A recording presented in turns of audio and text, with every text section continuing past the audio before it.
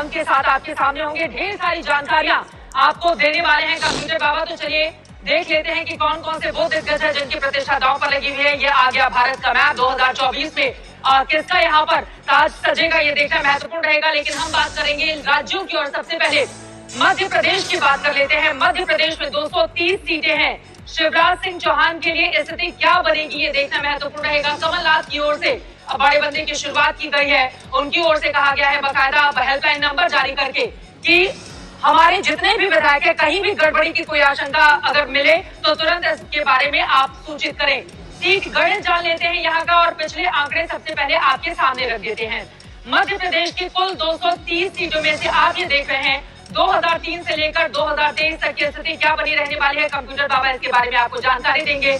10 सालों की दिग्विजय सिंह के शासन को तोड़कर भारतीय जनता पार्टी ने साल 2003 में अपनी सरकार बनाई थी और उस समय उमा भारती मुख्यमंत्री बनी थी। तब भारतीय जनता पार्टी को 173 सीटें मिली थी। कांग्रेस पार्टी बहुत पीछे 38 सीटों के साथ, जबकि 19 अन्य के खाते में गई थी।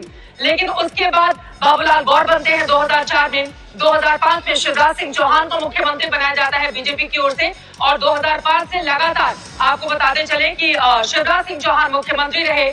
2008 में उनके चेहरे पर 143 सीटें बीजेपी ने फिर से सत्ता में वापसी करती हुई जीती, जबकि कांग्रेस पार्टी ने 3 के मुकाबले अच्छा प्रदर्शन किया। 71 सीटें उसको मिली, लेकिन इतनी नहीं कि वो सरकार बना ले। 2013 का ये आंकड़ा है। ये नरेंद्र मोदी के केंद्रीय राजनीति में आने के पहले का ये आंकड़ा 2013 का आपको दिखा रहे हैं। 165 सीटें उस समय शिवराज सिंह चौहान के चेहरे पर जीती थी भारतीय जनता पार्टी ने। 58 सीटें यहाँ पर कांग्रेस पार्टी पिछली बार के मुकाबले कम हो गई थी। 2018 की बात करें तो यहाँ पर 109 सीटें बीजेपी को मिली थी, जबकि 114 सीटें कांग्रेस पार्टी को मिली थी। 47,000 वोट भारतीय जनता पार्टी ने ज्यादा जीती थी, लेकिन यहाँ पर कांग्रेस पार्टी ने अन्य निर्दलीयों और छोटी पार्टियों के साथ मिलकर 114 के साथ अपने आंकड़े को बढ़ा लिया और फिर कमलनाथ के नेतृत्व में सरकार बनती है काफी लंबे अरसे के बाद। लेकिन 2020 में ज्योतिरादित्य सिंधिया की बगावत के बाद कमलनाथ की सरकार चली जाती है। कमलनाथ का कमल मुरझा जाता है और शिवराज सिंह चौहान की ताजपोशी एक बार फिर से हो जाती है। अब बात करें 2023 की। एग्जिट पोल के आंकड़े बता रहे हैं कि शानदार प्रदर्शन, जैसा कि आप 2013 के आंकड़े देख रहे हैं, इसी के आसपास प्रदर्शन करने वाली है एग्जिट पोल के हिसाब से यहाँ पर बीजेपी। लेकिन क्या ऐसा होगा, कमलनाथ मानने को तैयार नहीं। उनका ये कहना है कि हमारे आंकड़े बढ़ेंगे और कमलनाथ के नेतृत्व में कांग्रेस पार्टी की सरकार बनेगी। ये 230 सीटों का क्या होगा हाल, इसके बारे में आपको देंगे जानकारी जैसे जैसे आंकड़े और रुझान निकलकर सामने आएंगे।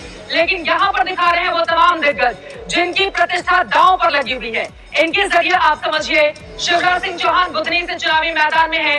नरेंद्र सिंह तोमर केंद्रीय मंत्री हैं, बीजेपी ने उनको भी चुनावी मैदान में दिल्ली सीट से उतारा हुआ है। प्रहलाद सिंह पटेल भारतीय जनता पार्टी के दिग्गज नेता नरसिंहपुर से चुनावी मैदान में है। गणेश सिंह सतना से बीजेपी के सांसद हैं, वो उनकी भी प्रतिष्ठा दांव पर लगी हुई है। दीपक कैलाश जोशी खाती गांव से हैं कांग्रेस पार्टी के। ये तमाम और कमलनाथ छिंदवाड़ा से एक बार फिर से दूसरी बार, आपको बता दें छिंदवाड़ा संसदीय सीट से 9 बार वो सांसद रह चुके हैं, लेकिन छिंदवाड़ा से दूसरी बार चुनावी मैदान में है। 2020 में पहली बार वो विधायक बने थे उपचुनाव में और अब एक बार फिर से छिंदवाड़ा से चुनावी मैदान में है। छिंदवाड़ा लोकसभा सीट पर उनके बेटे का इस समय राज है। कैलाश विजयवर्गीय बड़ा दिलचस्प रहा।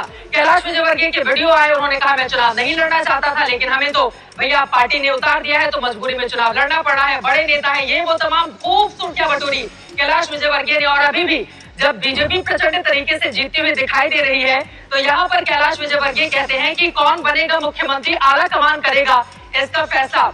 हर्षवर्धन चौहान बुरहानपुर से निर्दलीय हैं, माना जा रहा है कि इनकी प्रतिष्ठा दांव पर लगी हुई है, लेकिन दिग्गज हैं इस वजह से। और बाकी के चेहरे भी। नरोत्तम मिश्रा दतिया से एग्जिट पोल के आंकड़े बताते हैं नरोत्तम मिश्रा के बारे में कि वहां पर कांटे का मुकाबला है। ऐसे में अब आगे क्या होगा देखना महत्वपूर्ण है। फगन सिंह कुलस्ते भारतीय जनता पार्टी के दिग्गज नेता, इनकी प्रतिष्ठा दांव पर है। गोविंद सिंह है कांग्रेस पार्टी से, राकेश सिंह है, जयवर्धन सिंह राघोगढ़ से कांग्रेस पार्टी के उम्मीदवार हैं और दिग्विजय सिंह के बेटे भी हैं। मध्य प्रदेश की अब जरा हम लोग चलते हैं, सीधे आपको लेकर चलते हैं राजस्थान, और बात अब राजस्थान की करेंगे। राजस्थान में चूंकि मुकाबला कांटे का इस वक्त देखने को मिल रहा है, तो राजस्थान के आंकड़े बहुत कुछ तय करने वाले हैं और राजस्थान के जरिए हम समझेंगे कि स्थिति क्या रहने वाली है। राजस्थान में आपको बताते चले 199 कुल सीटें हैं जिस पर वोटिंग पड़ी है। वैसे तो 200 सीटें हैं, लेकिन राजस्थान में 199 सीटों पर ही आज काउंटिंग होनी है। एक सीट पर मतदान नहीं हो पाया था। ऐसे में सीट गणित में सबसे पहले आपको दिखा देते हैं पिछले आंकड़े क्या कहते हैं राजस्थान के। ये रहा, हर 5 साल में वहां पर सत्ता बदल जाती है। कुल 200 सीटें हैं, 199 पर चुनाव हुआ है। 2003 में आप देखिए भारतीय जनता पार्टी ने वसुंधरा राजे के चेहरे पर 120 सीटें जीती थी। 2008 में सत्ता परिवर्तन हो जाता है, बीजेपी 78 पर आ जाती है, कांग्रेस पार्टी 96 पर जीत हासिल करती है, अशोक गहलोत मुख्यमंत्री बनते हैं। 2013 में बीजेपी प्रचंड तरीके से वापसी करती है, 163 सीटें बीजेपी को मिलती हैं, कांग्रेस बहुत पीछे 21 सीटों के साथ यहाँ पर आ जाती है। 2018 की आंकड़े हैं, 73 पर बीजेपी सिमट जाती है, 100 पर आती है कांग्रेस पार्टी, उसके बाद सरकार बना लेती है। 2023 के आंकड़ों का इंतजार है, माना जा रहा है कांटे की टक्कर 2023 में दोनों ही पार्टियों के बीच में देखने को मिल रही है। अशोक गहलोत को उम्मीद है कि उनकी जादूगरी चल जाएगी, जबकि दूसरी तरफ वसुंधरा राजे मंदिर मंदिर दर्शन करके एक खास संदेश आलाकमान तक पहुंचाना चाहती हैं। 2003 से लेकर 2018 की ये पिछले आंकड़े तो आपको दिखा रहे हैं, लेकिन 1993 से लगातार सत्ता परिवर्तन वाला राजस्थान क्या अशोक गहलोत की वापसी करवाएगा या फिर स्थिति वहां पर बदल जाएगी, ये देखना बेहद महत्वपूर्ण रहेगा।